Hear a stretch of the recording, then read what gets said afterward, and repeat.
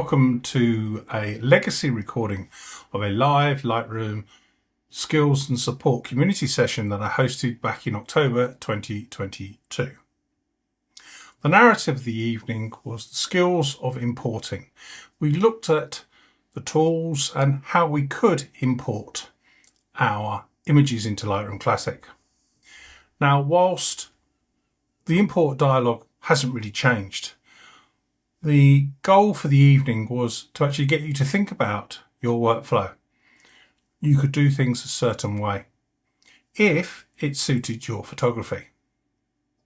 And this is what these live Lightroom skills and support sessions are all about. It's seeing how other photographers use Lightroom and Lightroom Classic. So if you'd like to come and join us, just visit lightroommark.com. Below the introductory videos, all our upcoming events. We look at a skill, a hidden functionality within Lightroom and Lightroom Classic, and then we conclude our time together with your questions. I've got a problem with this, or how can I do that? So I look forward to welcoming you one day to one of our live Lightroom skills and support community sessions. Just visit lightroommark.com. So without any further ado, let's jump across to the recording, and I do hope that whilst it is recorded in October 2022, it's of some benefit to you. Happy editing. Yeah, so there's an upgrade for Mac users, 12.0.1. I still think there's a couple of bugs in it. I'm having a problem opening Photoshop from Classic, but anyway, we'll see what happens. Right, so tonight, as I just said, we are going to look at importing some images. Just the workflow, just very, very brief, the reason why, a couple of things, and basic editing of some images that I took this morning that is in the Creative Cloud. So let's share my screen. Okay, so this isn't, I'm not going to go through why, all the rest of it and so on for importing. It's just for because we could spend 4 months just in the library module. So just what I do, and I'll explain very, very briefly the reasons why I do it in importing and how that helps me in the develop module. So we'll look at a little bit of a workflow in the basic develop settings that we've touched on in the last 6 weeks, and then next week when we come back, we will look at more in depth and bringing things in, and then color grading and color and contrast and so on.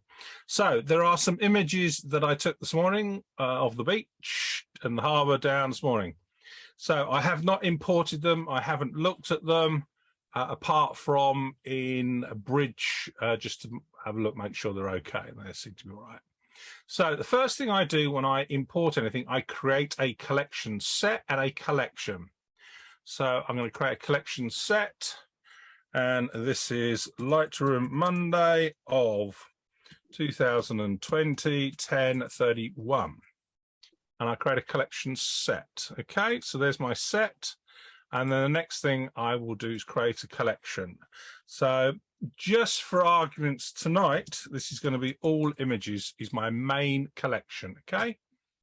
And all my images, when I import them, are going to appear into this collection.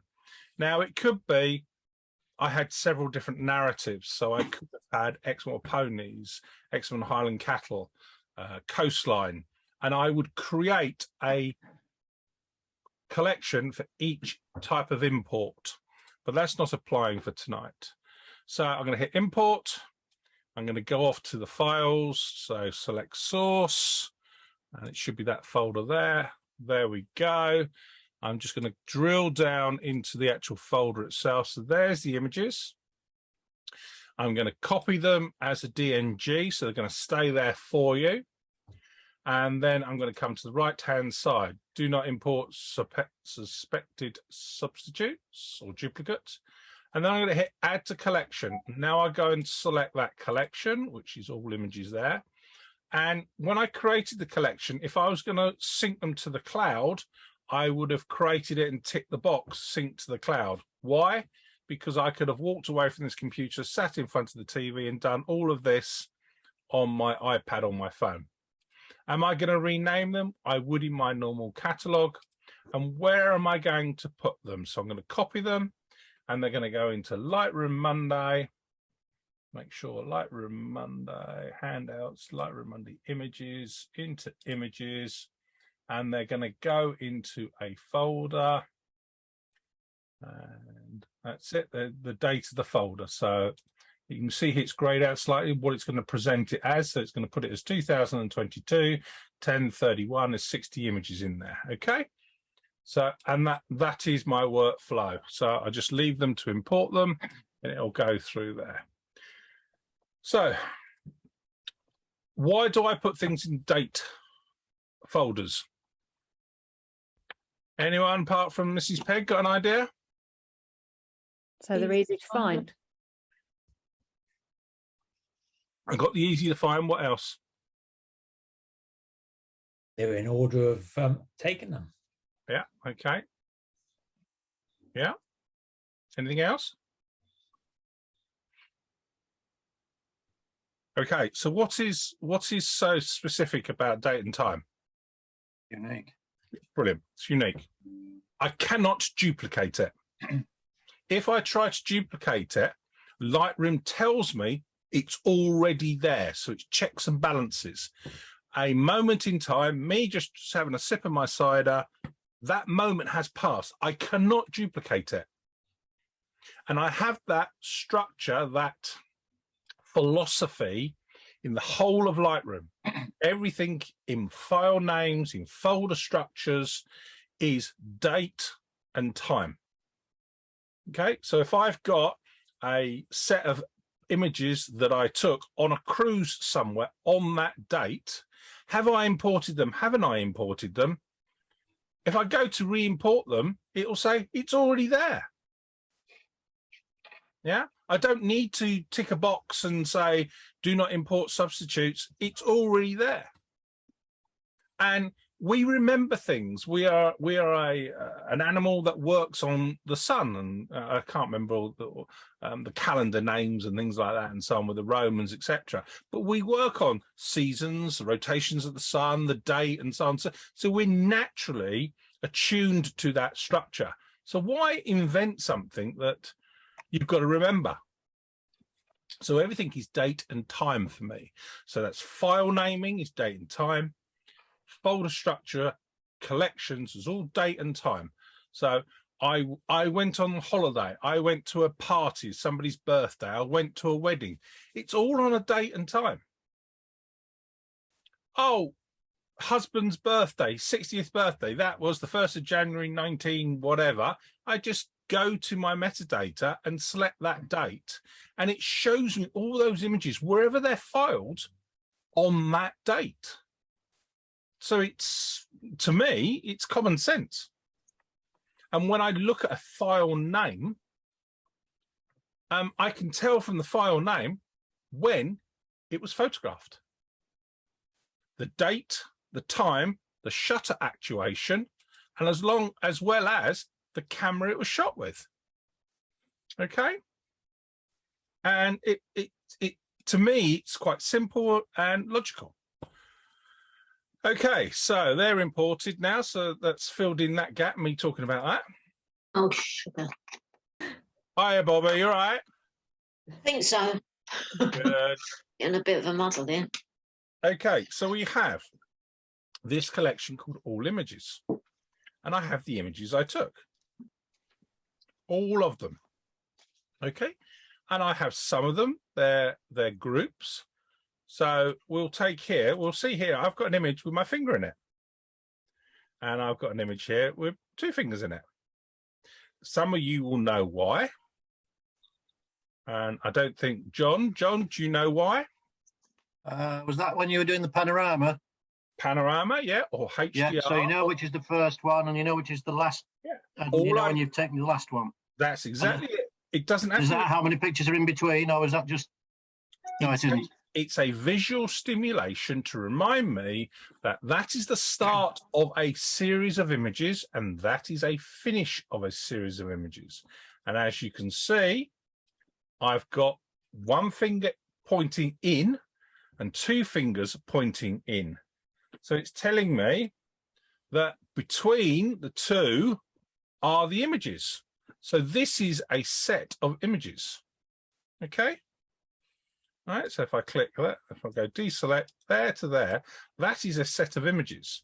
This image here is the starter image. This image here is the ender image. So there's lots of different ways I could do this, and there's no right way of doing it. I could put those into a collection. Okay, their own standard collection. So I could go right click, create a collection. I'm going to call it 2 HDR _1. Going to click add selected photos. Boom. I've now put them together. Okay. Right, I've now got a collection of those selected photos. I'm going to X that one. Oops. G. Going to X that one. Okay. There it is there. And there's the first one. I'm going to X that one. So I've separated now. And I'm actually going to take this one out of the collection. I don't need it. Okay. So I've got my 7 images that I took, which is I took them 3 stops under. So it's that one. That's 3 stops underexposed, 2 stops underexposed, 1 stop underexposed. What the camera said was the correct exposure. 1 stop overexposed, 2 stops overexposed, 3 stops overexposed. Doesn't mean I'm going to use them all, but they're all there. Okay. I've got all my values of light from the dark to the light. Okay. All right, I just shot them in manual, right, same focus, okay? So now what do I want to do now if I'm going to develop these? Anyone? Oh. Sue? We need to merge them. Yeah. So I'm going to go right click, photo merge, HDR. Now I don't have to merge all of them, but I'm going to see what Lightroom gives me. Okay, now I took this from my Z5. My dynamic range is around about 10 stops of dynamic range. There's only 7 stops there, so I should be able to recover all of my, there's 3 stops under and 3 stops over and the correct exposure. It's 7 stops, yeah? I should be able to collect all the data there. So there's my image, my HDR image. I'm going to see if I've got any ghosting, a little bit of ghosting. But Lightroom has sorted that out for me. It's put high ghosting on there. And I'm going to go merge. We're going to let it merge.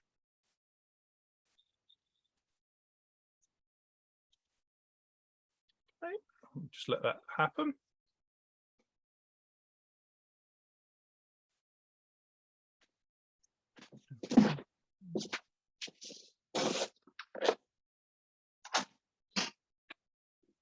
I knew there was a reason why I opened a can of cider tonight.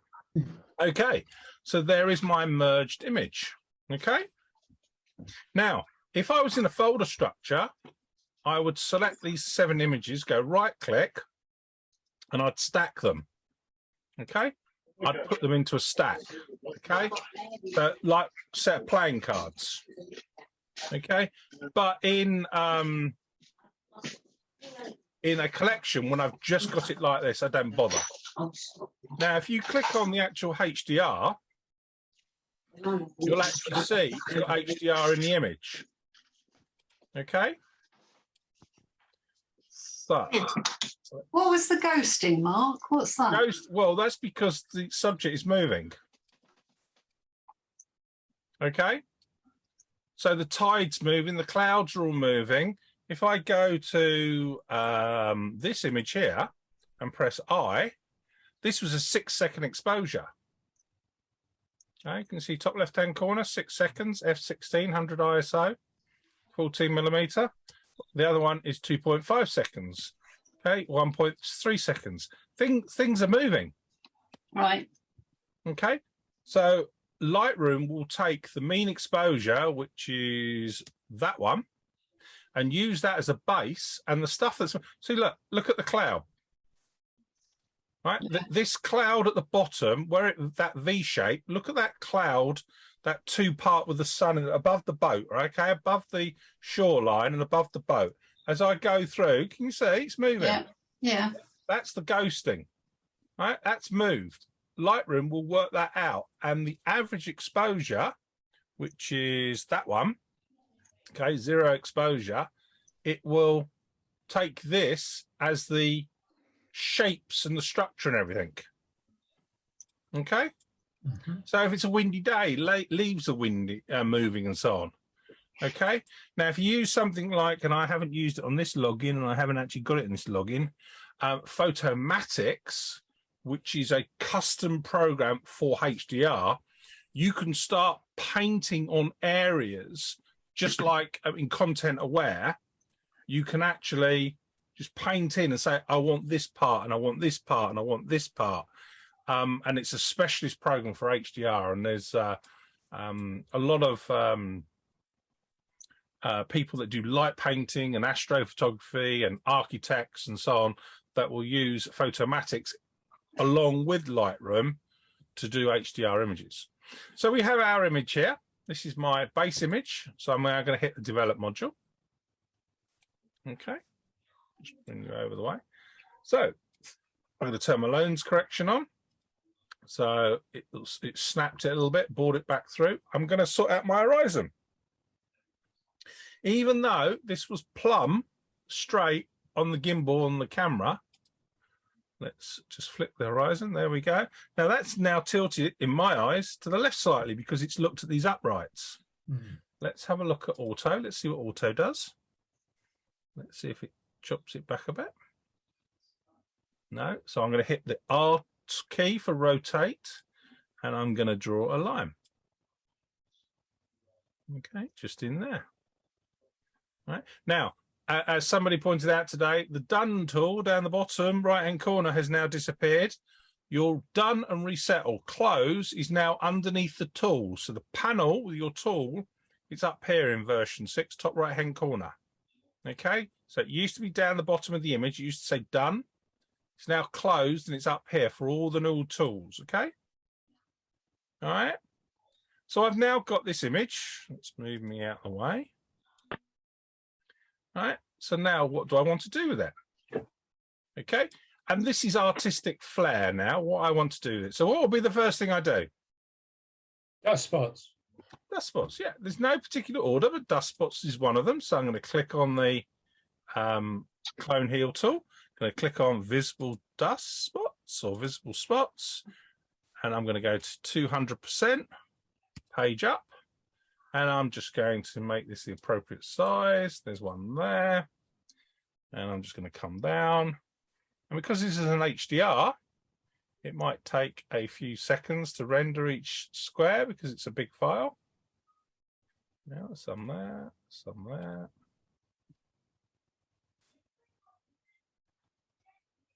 That's a bit of sand.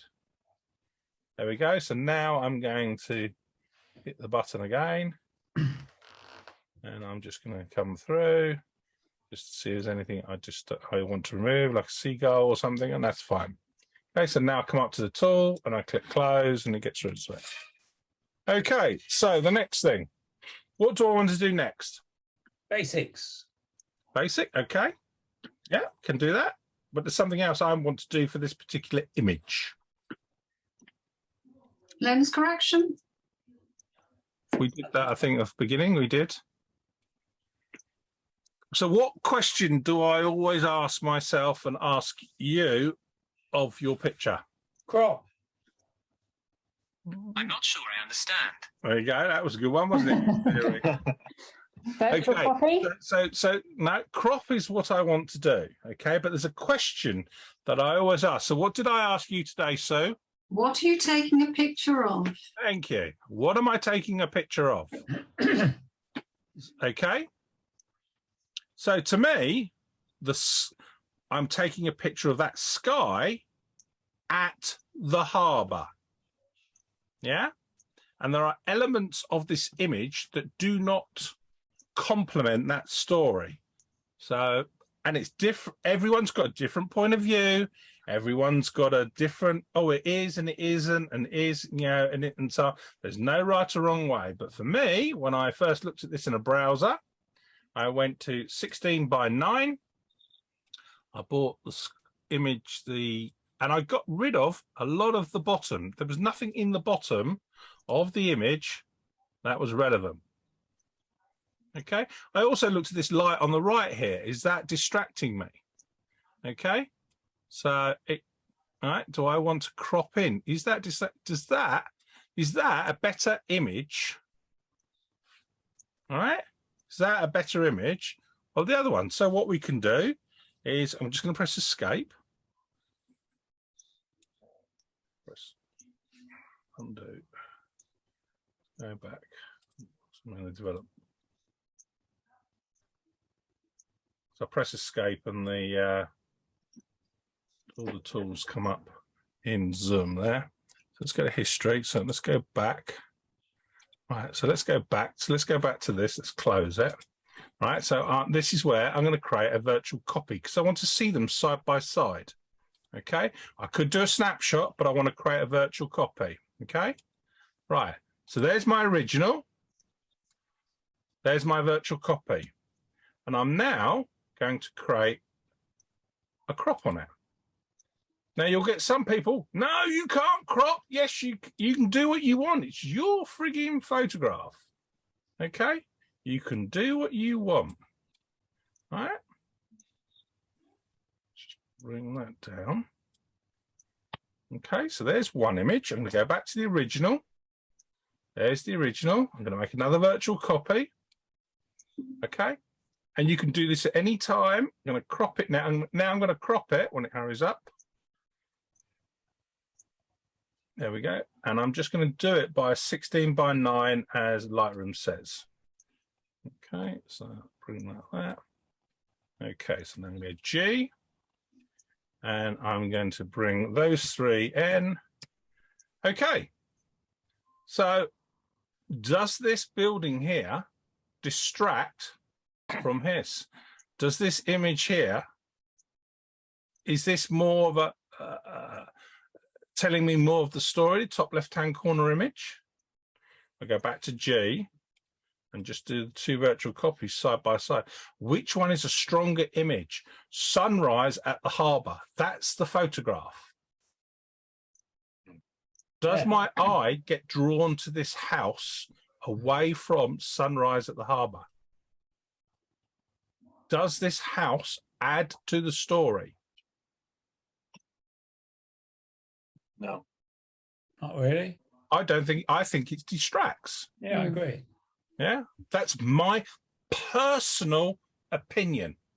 It's not right and it's not wrong. It's my opinion. My opinion is the image on the right for the narrative of sunrise at Minehead Harbour. The image on the right is a lot stronger image than the image on the left. I focus the eyes of the viewer, I haven't done any editing yet, on the harbour and sunrise. There's no distracting elements. Okay? All right? Mm-hmm. So this is the image I'm going to edit. Okay?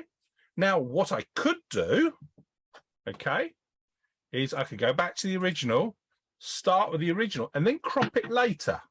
Okay? Because I could change the crop at a later point. Okay? No right or wrong way. It's just pointing these things out. Okay? So I'm going to start here. I'm going to go to the basic panel. In my case, I'm going to put on my profile for my camera. All that is doing is Lightroom now knows the camera and the colors, what the camera saw. Okay. So now I'm going to select the sky. So I'm going to go to the masking tool, select sky, and let's put a mask around it. Okay. Rename the mask, call it sky. Okay. I'm going to bring down the shadows. Well, sorry, the highlights. I said shadows. I'm going to bring down the blacks, give it a bit more punch. I'm going to just bring up the whites a bit brighter because I'm looking at the histogram. They're not quite punchy. So I'm making the contrast, the difference between black and white, larger. I'm going to come down to my saturation and I'm going to increase the saturation in the clouds. Okay, before, after.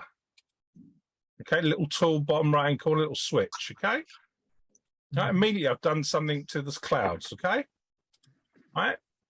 I'm going to look at, and there's no order of doing it. I'm going to look at bringing my blacks down a little bit over the whole picture and bringing my whites up a tiny bit, making my whites a bit more white.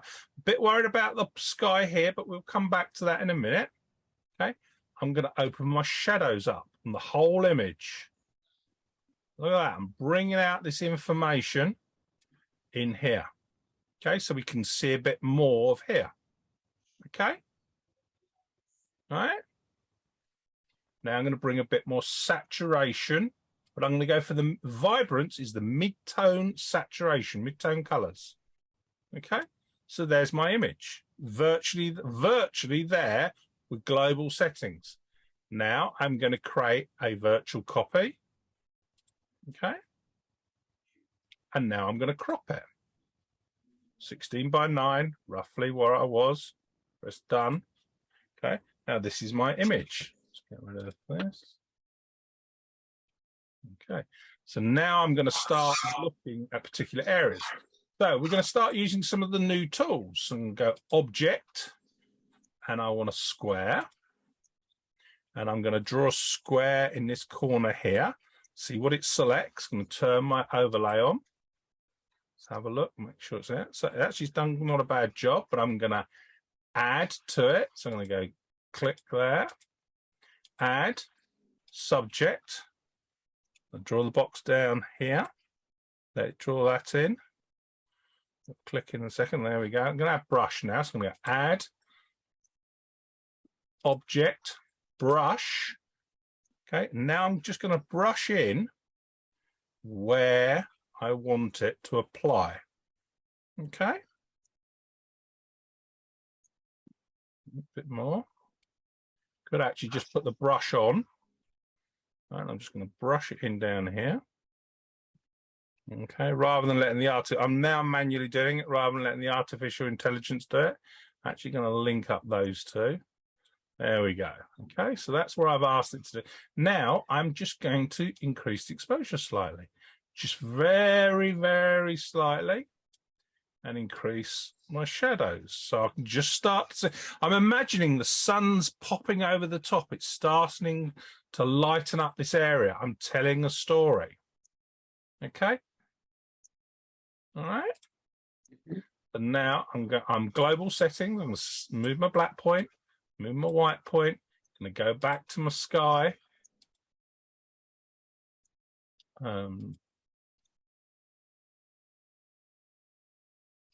Mask, set sky. There we go. Contrast, haze, blacks, whites, bit of saturation. Let's bring the exposure down a little bit. Okay. All right, so now I've gone back to my global settings. I'm going to open up my shadows, my global settings. How did you come out of the sky and then go global? Okay, so down the bottom it says close. Okay. Yeah. On the new version, rather than having closed down the bottom right-hand corner of your image, they're all out here. All your masks, and you can close all your masks. Okay. Yeah. So now I'm getting, I'm probably what, 80% liking the image. Okay. So now I'm going to have a look at, let's just turn this bit on, do that, close. Okay, so now I feel the eye is getting a bit lost in the bottom corners. Okay, so I'm going to do a gradient filter, a linear gradient filter. I'm going to start in the corner. Okay, and I'm just going to bring the exposure down a tad in those corners. Okay, so I'm going to do another one over the other side. And I would normally, if I was taking my time and had 3 or 4 cans of cider, I would be naming all these masks. So my eye, I feel my eye is drawn into this corner looking at the boat. My eye, I want looking at the sky. Okay. So let's bring that down. And again, I'm just playing with the settings as I like them, just having a look as I go. And now I'm going to put a radial filter in the middle. And then I'm going to invert it. Okay, something like that. Now I'm going to invert it. And now I'm just going to tad bring down exposure. That's done. Okay. And there's my image. A few minutes of just thinking about what I've done. Right. I haven't spent any care on it. Like, for example, this harbour wall wants straightening and some lines here. This one's doing and so on. Perhaps I would spend some time punching out these lights. No, but there's my image. Okay. So I go back, turn the lights out. Okay. So right. So if I go back to where I started, which was that one. Okay. And then go back to develop. Bring out that panel. So that's where I started. Okay, with all my adjustments. Let's go back to that one. And oops, sorry, wrong one. So it's that one. I roughly started there. So there's the difference. Okay. Right. I'll probably spend a bit of time looking at this area here in the whites. Okay, so let that load up. Okay, so I'd use a brush. There's several different ways to do it. Use a brush. Let's just paint in here. Okay, and let's just bring the whites down a bit if I can. See if I can recover some highlights. No, brush not working very well for me tonight. A bit slow, probably because I'm doing the recording. Okay. Auto mask is switched on, that's why. All right, so I'll just delete that mask. Okay, but the information's there. You can start seeing where I've been drawing. The information's there. I've just got auto mask switched on. Okay, I'll do that again. Plus, brush, turn off auto mask, bring down the flow and the density, bigger soft brush, and let's just somewhere something like that. Okay, and now let's bring down the highlights. Wait for it to happen. And they're starting to come back now. So now, because I've got the flow, and because I'm doing it in circles, you see, starting to see it's all coming. And because I've got the flow and the density, I'm doing it in circles, so I'm not. All right, it's just slowly coming back in. See? All right. Okay. Bring down the exposure. Boom. Bit false, I think that is. All right. There's no right or wrong way. Okay, you just spend some time having a go. Questions? Do you want me all to go and get you some cider and think about it? Right? You'll go. Don't you sit there smiling, Helen. And Mrs. Pegg's got her arm folded like this, thinking you think I'm going to have a go at that. I'd rather watch you do it again. Well, we can do it together. It's not a problem. You want to do it together?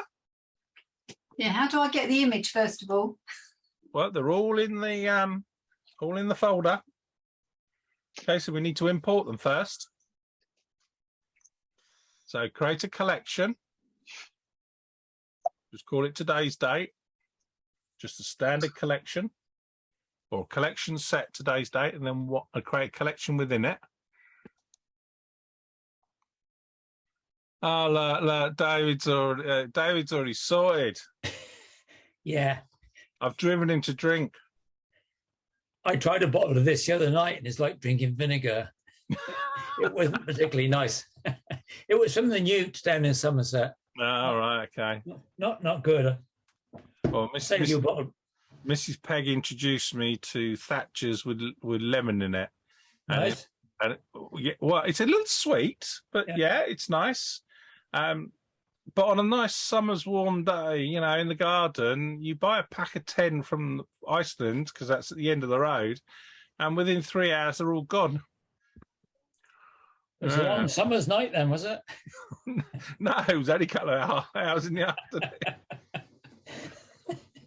Okay, so are we going to import them? Do we need help importing them?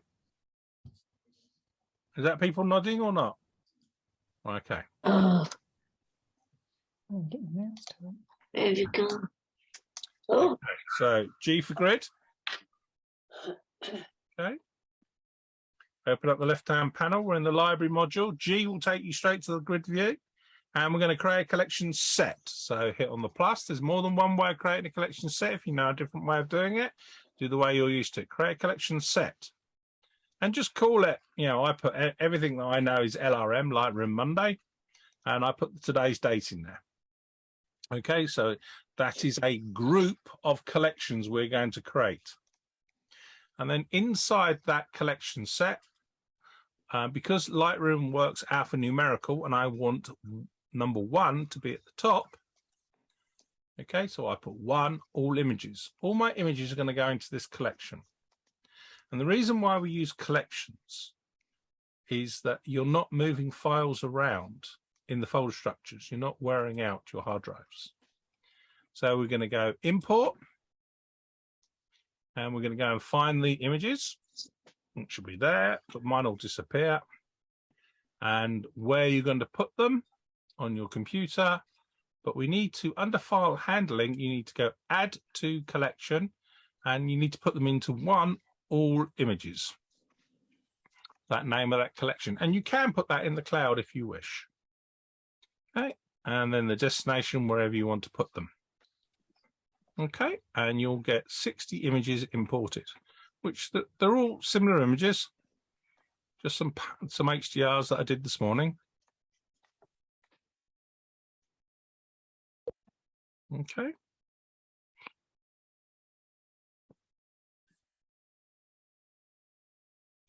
So there's another group here of an HDR that I found. So I'm going to create another collection. So I'm going to call that, create a collection. I'm going to call that 3. It's the third set, HDR _2. Include the selected images. There they all are. I've got them in that collection. They're grouped together now when I'm working. So everyone done that? Okay. Do you have to put them in a folder as well, or can you just put them in a collection? You always put them in the folder because that's where you're going to put them.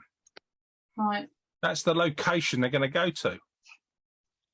All right. So it's like the folder is your photo album, and your folders, sorry, your collection is your photo album. Your folders are your negatives, where your negatives are gone. So you need to put your files somewhere. But once you've put them, so that the principle of working just in collections is when you import them, you put them in the final resting place in the hard drive. So that's why we batch import, or in my philosophy, we batch import. You put all that narrative together in that place. Because, as people know, hard drives fail. They wear out. Okay? If you put them in a collection and work in a collection, you're not moving. Solid state drives, the new drives these days, which are much faster, have a read-write limit. The amount of times, the physical number of times it will write and read to that drive. When you hit that number, you get thermal burnout.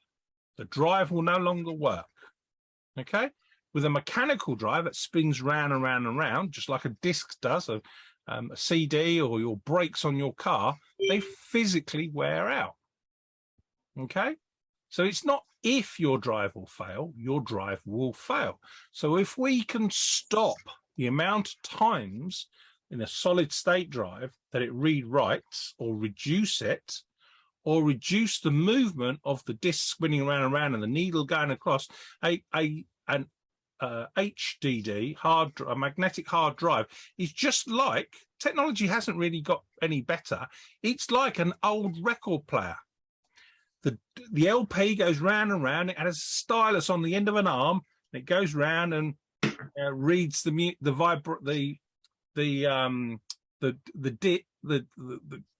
holes in the record, and the stylus makes the vibration. Well, that's exactly how a mechanical hard drive works, except it's magnetism. Okay, the drive spins round and round as a needle comes across like that, and it digitally, magnetically stores the information on the drive, the metal drives. That's why you don't take hard drives through old X-ray machines, because they've got big magnets in them. They destroy the data. Yeah. So realistically, we haven't moved on a lot in technology. We're still using LP technology on our old drives. My Drobo sitting there, it's got 5 mechanical drives in there. That box is 13 years old now. I've gone through about 10 drives in that 13 years, but the box still works. Okay, so we should have imported them. Yeah, the correct collection. Yeah. So choose a set of 7 images. You'll see 1 finger and 2 fingers in between them. Highlight them so they're all selected. Create a new collection. Okay. So when they're highlighted, when you've got that new collection, it will ask for the name of the collection. Tell it to put it inside the collection set that you've created. Okay. And tick the box, include selected images. And you'll now create a collection with those images in there, like I have here. Got these 7 images in here. Okay. Right. So I'm working a little bit tidier, neater by having all these collections. But the great thing about it is once I've done this workflow, I can just delete the collections. The images are still there where I left them. Okay. Or I could move the image to my favorite HDR collection. Okay. But what I'm doing is I'm keeping my work in one central area, which is this collection set. Okay. In my main catalog, I've got, it says work in progress. So these are images that I'm working on. So all these images from this day, this walk along the beach this morning, yeah, are all in one place. They're not darted all over the place. They're all in one place, and I'm working on them in one place. Okay, I'm working a little bit more methodically. All right. So we all there? Mm-hmm. Yeah. Okay. So you've got those 7 images in there. You've got this image here, which is the middle image. If you look, got 3 to the left, 3 to the right. So this is my middle exposure. Okay, these ones are underexposed because they're dark. These ones are overexposed because they're brighter. Okay, so that's the middle exposure. So now I'm going to select all 7, right click, and I don't have to select all 7. Okay, so don't be don't have to select them all. So what we're going to do is we're going to do all 7, and then we go right click, photo merge, edit in, HDR. And it's going to take those 7 images. Okay, going to click auto align in this case. It should be fine because it was all on a small little tripod.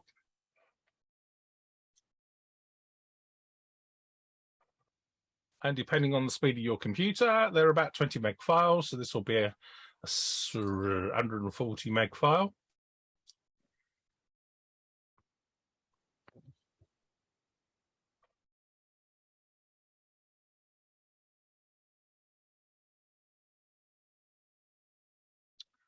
Talk amongst yourselves. You always have the ghost on high. No, depends on the image.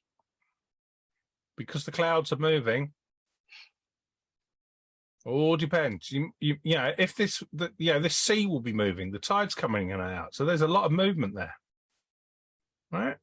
If it's just a flower, you're doing a macro shot of a flower, and there's a tiny breeze, you might only have it on very low. Okay, so just going to photo merge them, allow it to do its stuff.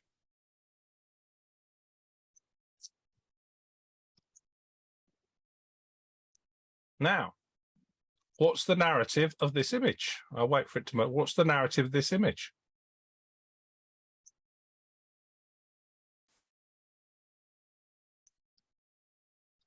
Sky Mm, with a cloud in the center mm. and anything below it, really. Okay, so this image to me is sunrise at Minehead Beach. Oh, I see. Sorry. Yeah. Yeah. This is this. Yeah. So would I crop this image? Would I crop this image? I'd probably make it a square. Okay. No right or wrong answer. Would I crop? I brought out the foreground now. Would I crop this image?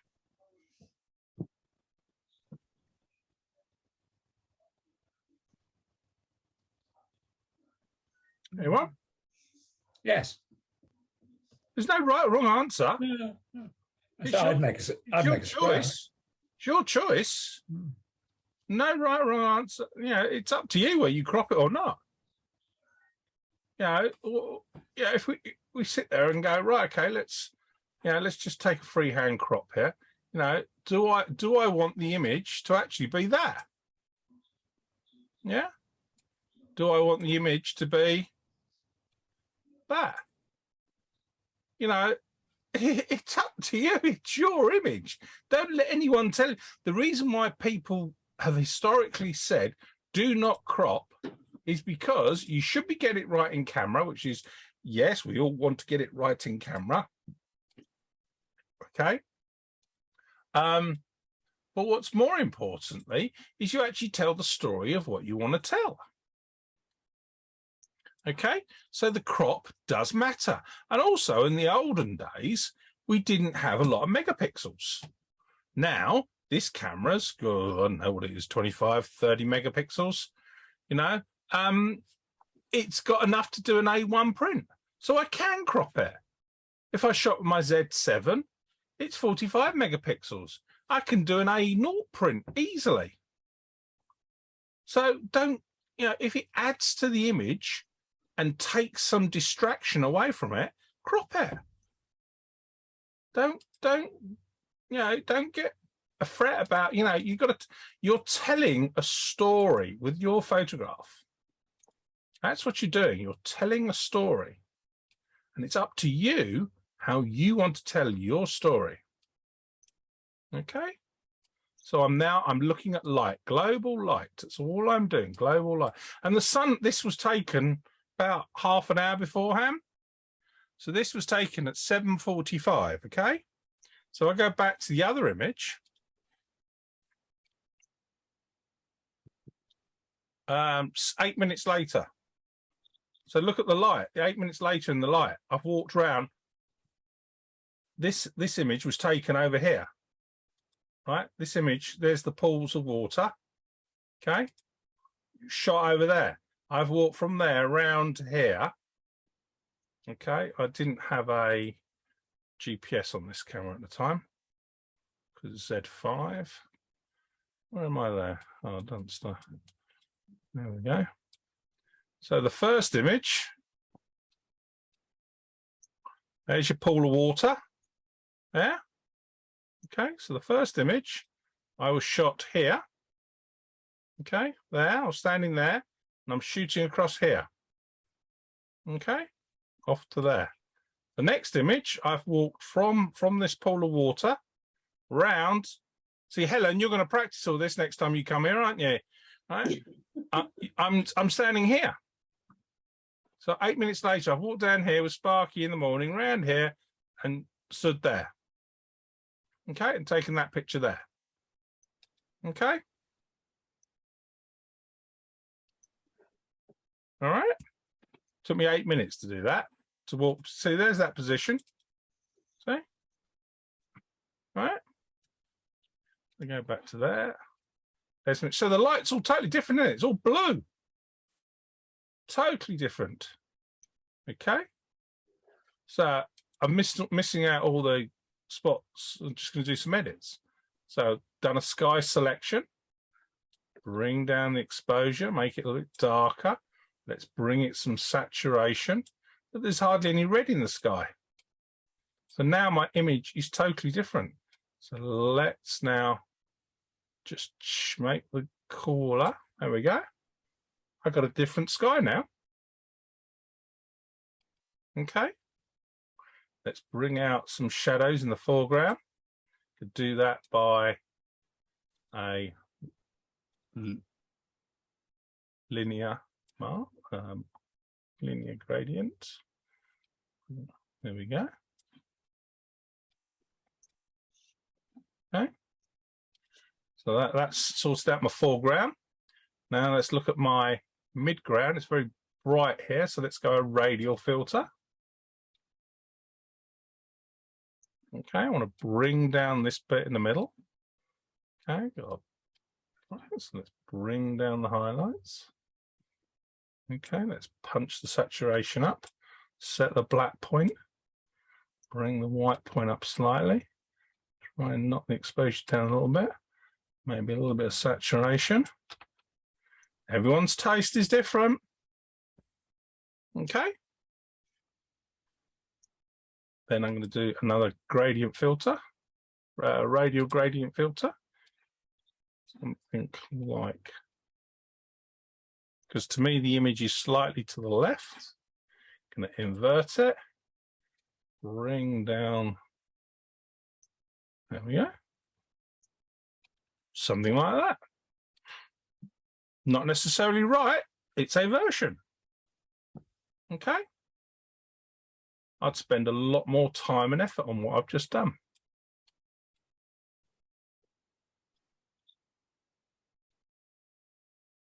All right. Mm-hmm. Okay, so let's take the two that are similar. See what I mean about the crop? Mhm. My eyes are much drawn into the image. Yeah. Mm. Don't quite like the cloud and so on, etc. It's a bit bluey. I'd play with the white balance in it. But the crop brings my focal point into this, the line straight down the middle of the image. Okay. Yeah. Mrs. Peggy's thinking I can hear the cogs going. Or is it Phil opening up the Trickle Treat chocolates downstairs? Probably. Okay, so come on, have a go. I'll stand here and when you shout. Joan met royalty the other day. Did I? Yes, you did. Yeah, Who did I meet? you told me. You met royalty. Come on, Joan. Don't be shy. David knows of this royalty, but has never met this royalty Right. or had a conversation with this royalty. I was being loose with the word met. See, look, she's forgotten already. I haven't got a clue what you're talking about. Lightroom Queen? Oh, Victoria. Oh. Yes. Yes, via email. Yes. So I was really lost there for a minute. Ah, well, there you go, you see. Oh, well, you see, she replies to me, you know. She very rarely replies to me. She takes my calls, she phones me, but she doesn't email me for some reason. She did have you in high regards, you know. as I said to you at the time, I said she's on my Christmas list. I wondered who you were talking about then for a minute. Well, Lightroom Queen, royalty. How you getting on, Sue? Mm-hmm. Oh, I don't like the sound of that. Remember, if you don't like where you got to, do a virtual copy on the original and start again. And go back to it. You can have 20, 30, 50 copies. As long as they're in that collection, they stay together in that collection. So you're making a little group of your work. Another reason why we use collections. They'll appear in all your folders. All your virtual copies will appear in your folders, but you're grouping them together. That one image, all the different versions. Remember, move the sliders a little bit. Okay, you can bring them back. You can duplicate filters or selections. You can do a radial filter, then do another radial filter on top of that. Okay, you can make a brush area and you can do another brush on top of that. I've only just done ones. Remember to use flow and density. So density is like the strength of something. Flow is the amount of time. So if you think about density and flow like a paintbrush, okay? Density is how much paint you've put on the brush. Flow is how many times you sweep it over or paint with it, okay? So if you put a little bit of paint on and you flow gently over it lightly, you're not going to do a lot to the wall that you're painting. Okay. So very rarely do you have them full whack at 100. You'll have them anywhere mostly between 40 and 60. Okay, and your mask is the area that you're selecting that you're going to do things to. Okay.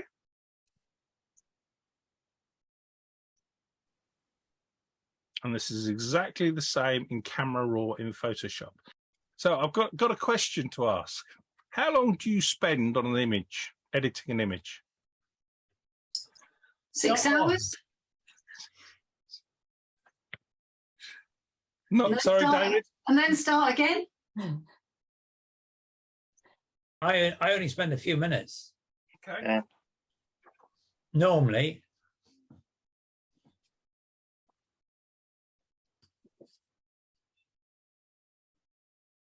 I can get that. There we go. 10 hours. Okay. It's a collective number, 10 hours. Okay.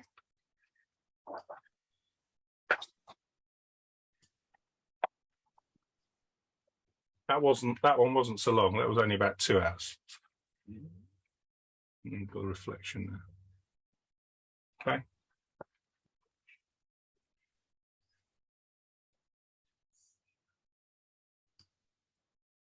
So a lot of it is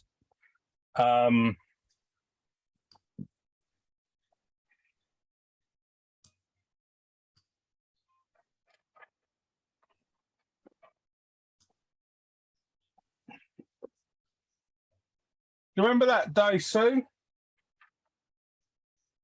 Yes. That was only half an hour. What one was. It all depends on what you're going to use the photograph for. But some images are worth the time. You get there and you look at it and go, that was worth the time doing that. There's something about it.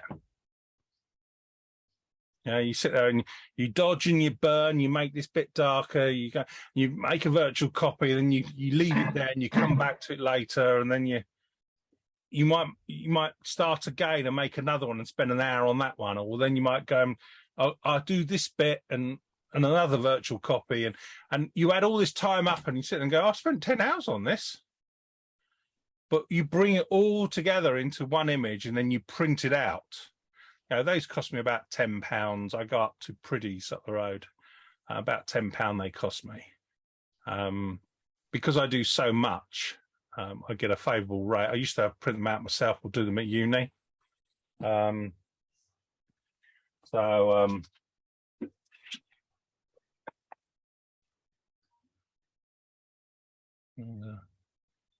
is an iPhone picture.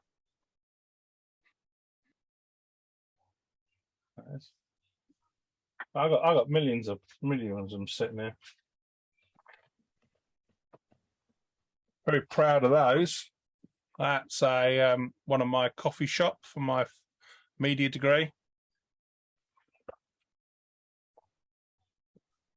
That's a platinum palladium. That's a museum print. That is platinum palladium print. That will never fade.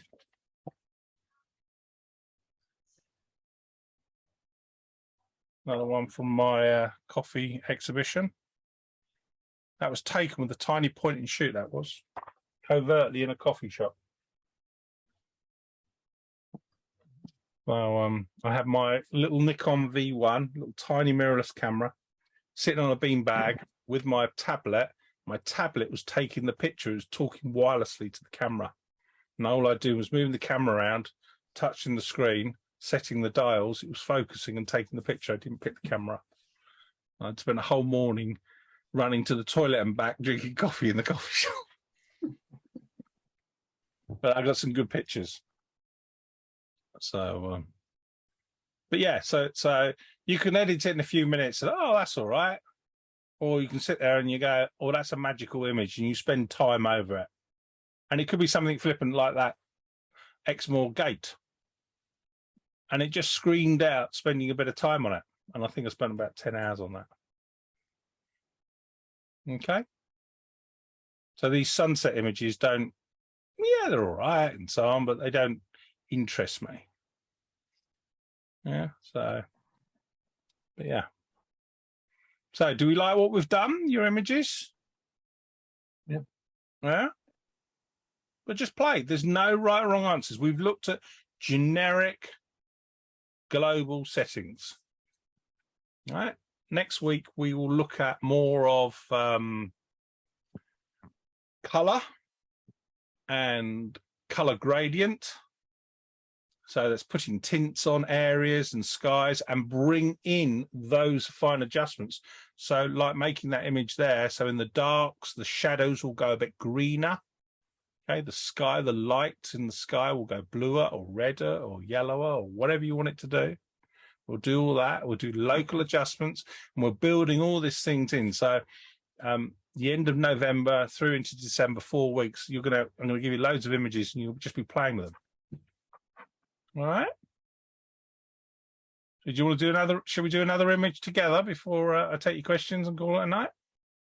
Mm-hmm. Yeah. Yeah. Yeah. So we do one more image. Okay. So we do it together, shall we? Yeah. Yep. So what image shall we do?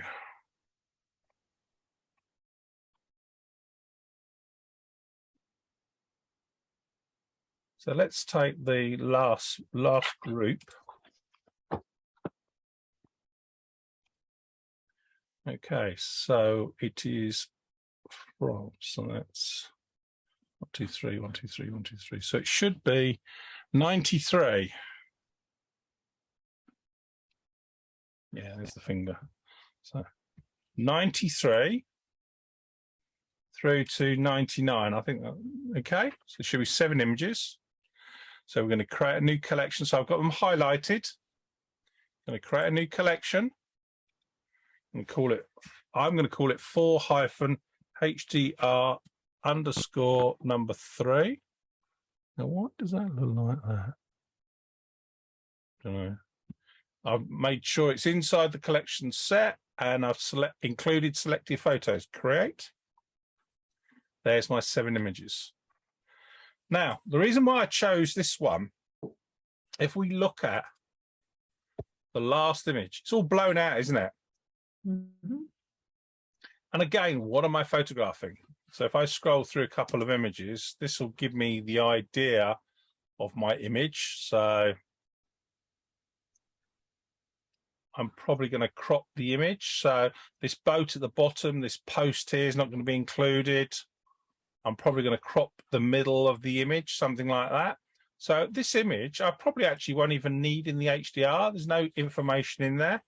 So I'm going to pick the middle 5 images. So the 3 stops underexposed, the first one and the last one, I'm not going to select. Okay, because there's bits that I'm not going to use. So there's no point in selecting them.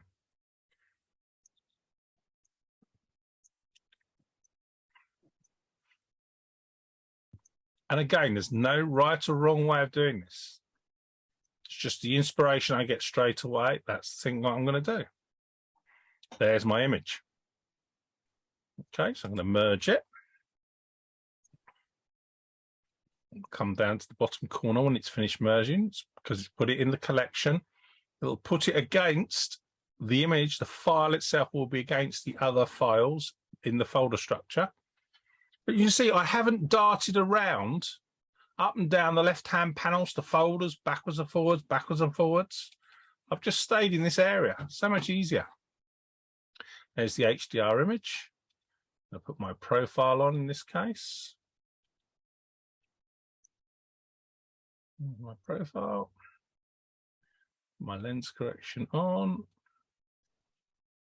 Okay, so let's straighten it to start with. Just going to do this one by hand. Something like that. I think. Go back to R, make sure the crop restraint is on. Yeah, it's a bit better. Now I'm actually going to crop the image. And let's have a look at aspect ratio, 16:9 again. Let's take it in. Oh, I think that's better. Now I've cropped this boat out here. Nothing I can do about this shot, but that's better. Taking out there we go. See, look, it's the boat in the harbour at sunrise. That's my story. Okay, so this time I'm going to look at my global settings first. So if you look at the histogram, it's a full histogram. Okay, so I haven't got to do hardly anything with the whites and the blacks. So open up my shadows. There we go. Let's bring down my highlights in the sky. There we go. Okay, so this is my global. Going to bring some clarity, texture and clarity in. Let's bring some vibrance in. Make it pop. Going to open up my shadows a little bit more in the foreground. That's a bit better. So there's my image. So there's my basic image. Okay. Let's do some spots while I'm here. Okay, 200%. Just scroll down. I'm doing it in color first. So I'm looking for things I might want to remove. The spot there I can see straight away and there. Okay, so now I'm going to turn on my visible spots, visible dust. Just scroll through. One there.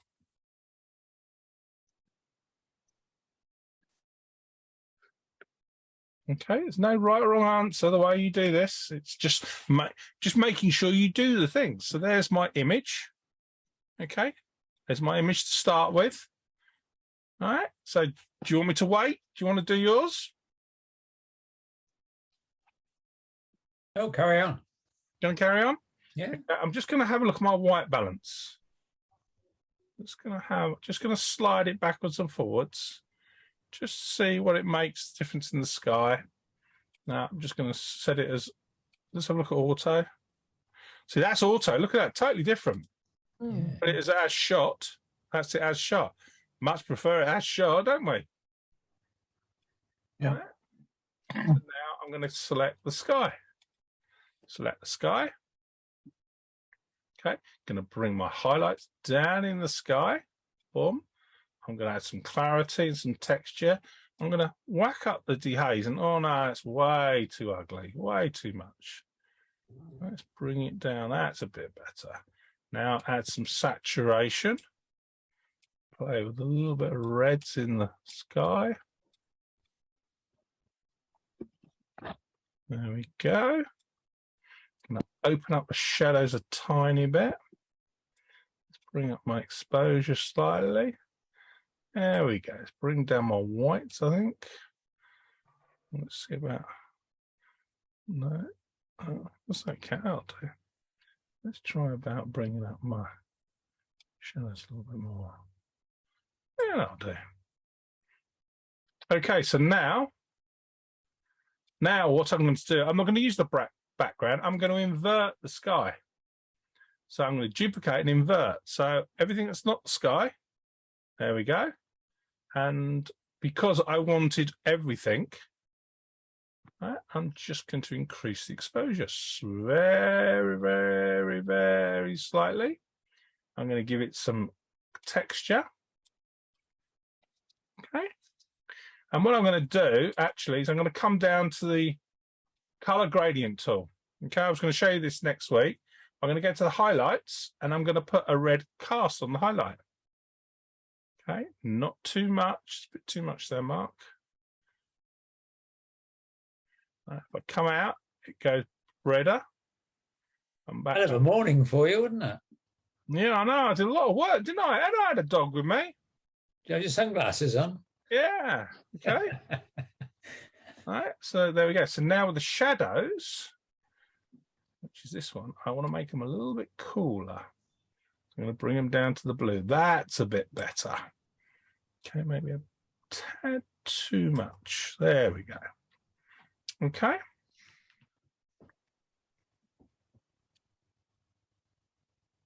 All right. So go back to G for my grid. Let's take my closest image, which is that one, and tab. There's my images. This is what the camera said it should be. This is what I've edited from it. Okay, let's go D on the image. Now I've seen the image, I've seen some things that I want to do to it. So I'm now going to put a radial filter in the middle here. Bring down my highlights. Think about bringing the exposure down slightly. There we go. Let's open it up a little bit. Move it down a tad. There we go. Red sunlight. Okay, I might, if I had time, I'd paint in here and paint the clouds a little bit. Bring some white out in the clouds. Okay, so let's see how good this object selection is. So I'm just going to draw a box on the clouds. Let's see how good the cloud object is. And the mask on. No, undo. I'm going to do object. I'm going to do brush. And I'm going to paint. I'm using my mouse, it's not very good. On. Look at that. Mhm. All right, let's go. Click on the mask, go add, object, brush. Let's come across here. So continue it on. Turn the overlay on is, that'll do. Okay, so now let's bring the exposure up, make it a bit whiter. No. And like that. Don't like that. Don't like that. Too false. So this is where you start spending time. Okay. But we could play with that. All right. Mm-hmm. So this is when you start getting picky now. This is where the time, it takes time. All right. Mm-hmm. Don't sit there, Mrs. Pegg, with your arms folded. You're supposed to be doing it. Oh, I'm quite happy just watching. I can't keep up with you. You're too quick. Well, then say, slow down. All right, it's only practice, 10 minutes every day. Yeah, no, yeah, that makes sense. Then. See, Joan, so I get asked the same questions every single day. I might as well just have a record player going around. Well, I'm just That's glad a I'm not, woman thing. I'm glad I'm not alone. No, trust me. Okay. So you see how easy it is if you spend 10 minutes every day just doing this. Just taking a couple of pictures with your mobile phone. and it's the same on your phone. Okay, so let's just do this. Okay, so oh bugger, I can't do it on this one. Hang on.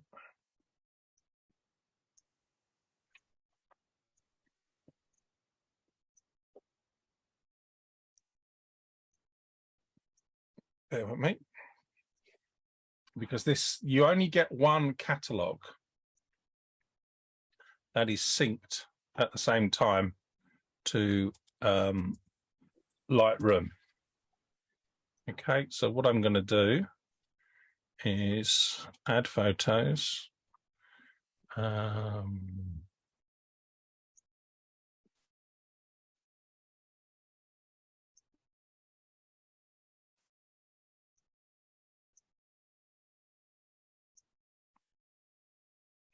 One, 2, 3, 4, 5, 6, 7.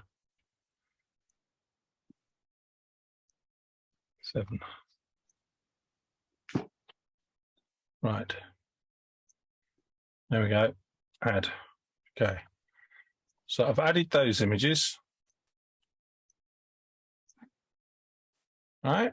So now I'm just going to right click. This is on my mobile phone. Okay.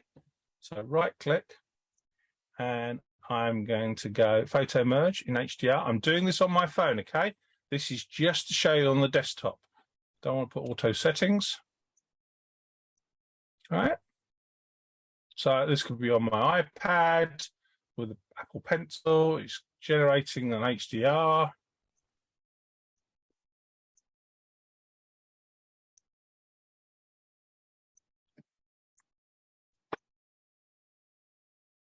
Okay, so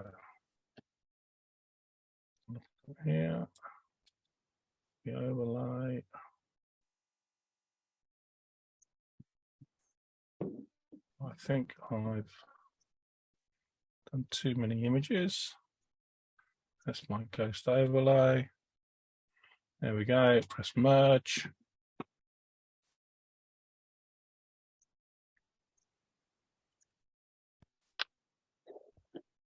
Okay. So you can do this sitting in the car. Right. So there, chat. I'm going to crop it. Okay. So I'm going to bring down the sky a bit. Bring that up a bit. Bring that over there a bit.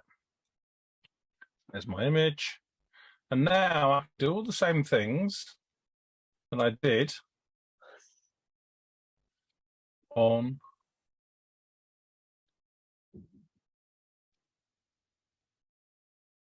okay, so that's done. So now we can go here. We can go, what am I doing? Select the mask. So I'm select the sky. That sky. Gonna bring down the highlights. Punch up the whites a bit, bring down the blacks. Saturation, contrast, texture, bit of dehaze, sharpness, let's bring down the exposure a tad. Okay, so there is, you out of the way. That's that one done. Yeah.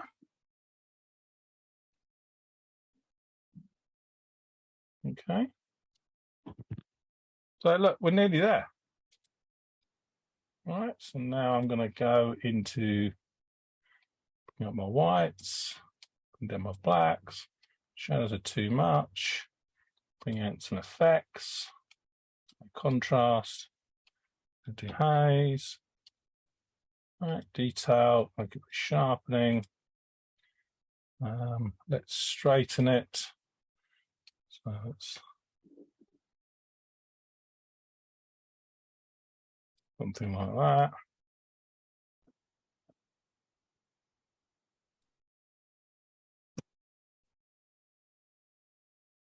All right. So within seconds, I've done the same thing, and it's all synced back. There's constrain crop.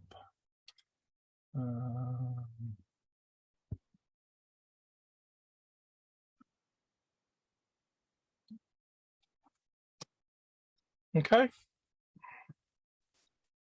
So I've done the same thing within seconds in Lightroom, and this is on my mobile phone, and I can do exactly, it's exactly the same settings. Okay, so I put a radial filter in the middle.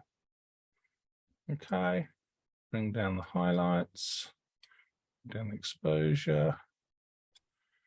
Okay, bring the black point, a bit of contrarity, texture. Boom.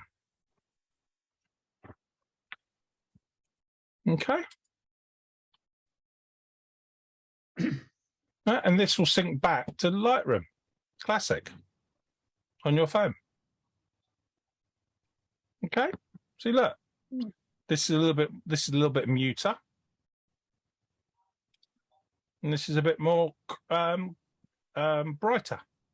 So if I wanted to, I could just let's turn that off. Into there. Light, bring the exposure down a little bit. Too much. Bring the shadows down a bit. It's too bright in the sky. So let's go back to there, into the sky. Let's bring the sky down.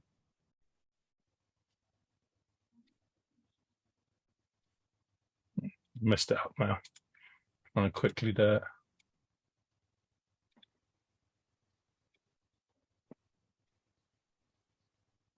Okay. So you've got all the same settings in Lightroom on your mobile phone. And that will sync back to Classic if it was my catalog, the Classic catalog. You can only have one catalog in Classic synced to the cloud at the same time. So the Lightroom Monday, what we're doing at the moment, is the training catalog got synced. But actually what I could do, I go there, so it doesn't matter. Yes. Let's see if this will sync. I'm going to try and trick it. G. Folders. Images. Let's see, where's it going to go? Lightroom syncing. Sync in specific folder. Images. Images. Lightroom mark.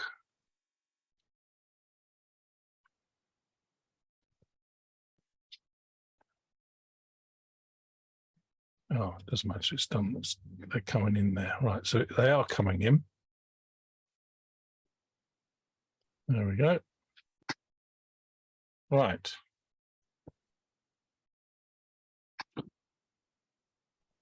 So I should have a from, there we go. So that was the one that I did. Let's see if I can quickly find, oh, there's 5 coming in. G. Nearly that.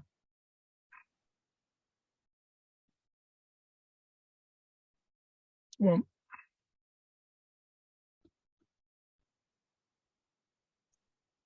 There it is. So if I add that to that collection.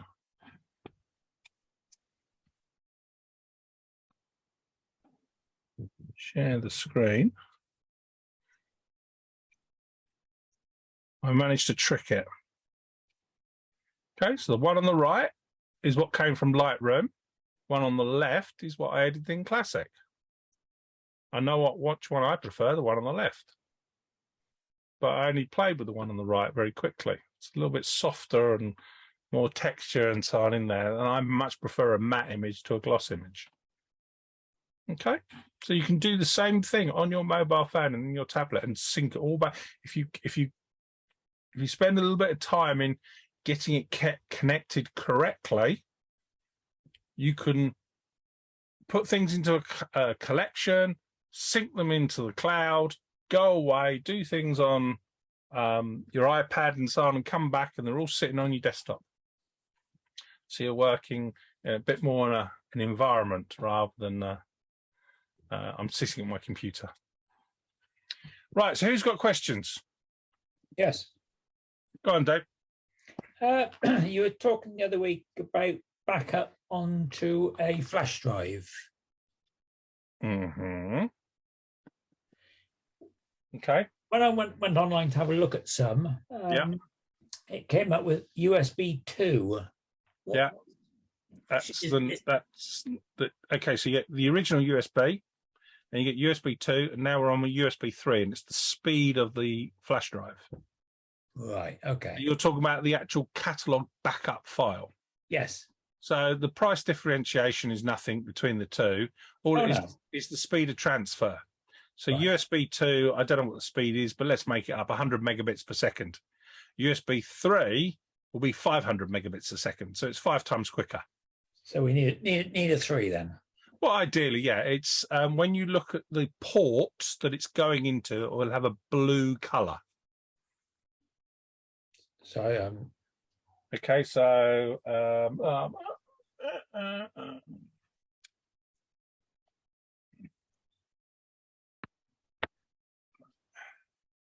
okay, I don't think I've got one to hand. Okay, so where it goes in, the USB plug goes into the socket. The color of the socket inside will be blue. socket where? USB socket. There you go. See, it's blue. Yeah. Yeah, that's blue. That's USB 3. Right. The ports, USB, can you see it's blue? Yeah. Yeah, that supports whatever it is, 500 megabits per second. If it's not blue, it's not USB 3. Right. Okay, so for example,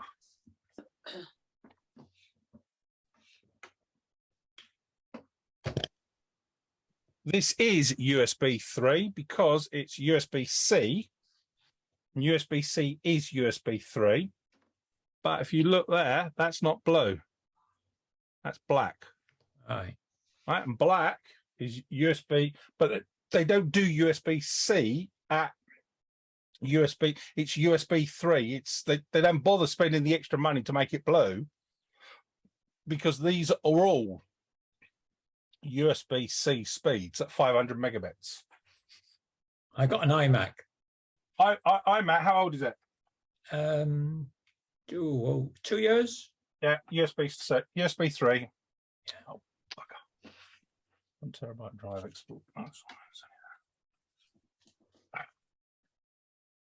because that's, excuse my French, drive just export been playing around. So yeah, so that's what USB 3 is. It's the speed of the drive. Right. Okay. All right. Thank you. Anyone else? Any questions? John, you've been quiet. No, I've got nothing more to add. Thank you. Okay. Learn something tonight? Yeah, I think so. Yeah. Practice and practice and practice. It is. It's all it is. 10 minutes every day. And you'll be amazed after what, if you do 10 minutes every day, 6 days a week, why having a cup of coffee at the end of the month? Everything we've just done tonight will be second knowledge. You'll just do it instantly. You'll know exactly what you want to do with an image because you remember it when you saw it and what you can do with it and so on. And then it's then building in little tricks on your workflow, things that you're comfortable with. So, for example, taking the exposure slider full to the top, full to the bottom, same with the shadows and highlights, and you'll see the information you've got. Then you'll understand what you can actually do with the image. Yeah. But everything we've done up to now is what I call basic editing. Okay. Mm-hmm. Now we're starting looking at stylizing. Okay, so color gradation, colors, painting on. We'll start now looking at using the brush, dodging and burning. So we've looked at masks and exposure. Now we're going to paint them on parts of trees and so on like that, etc. And dodging and burning, which is stylization. Mm. I'm watching you there, Mrs. Pegg, with your stress balls. You need Don't- some of, you need some of this. It has. It's intravenous. You can't see it. Yeah, I've had a couple of problems this week when I've been trying to set up new, I think it was new collections. Yeah. And you have the box and it sort of says sync with Lightroom, Yeah. and the box hasn't been there. So I've had to close Lightroom down Yeah. and then open it again and it's there. Does that happen to you at all, or? It might be because you've unticked, or at some point. See, when Lightroom is importing, you can't sync to the cloud. Mm-hmm. It'll turn that off, and sometimes it has. It doesn't return it back on again, or something like that. So make sure the box, the green tick, is in the top, or it's not spinning around and so on. A lot of syncing problems happen. You shut down Lightroom Classic when it's still syncing, and you just ignore the screen, and because it says it's currently syncing. Do you want to shut down? Well, what you should do is say no, stop the syncing. It'll finish syncing that one image. It might still have 50, 60, 70 in the queue. So it doesn't corrupt the file, and then you can close Classic down. Okay. All right. Right. Okay. Any other questions? Anything else? No, thank you. Okay. Well, Thanks. look forward to seeing you next week. Have a nice evening. Don't overdo it. And you take care. Bye. Thank you. Bye all. Bye. Bye. Bye.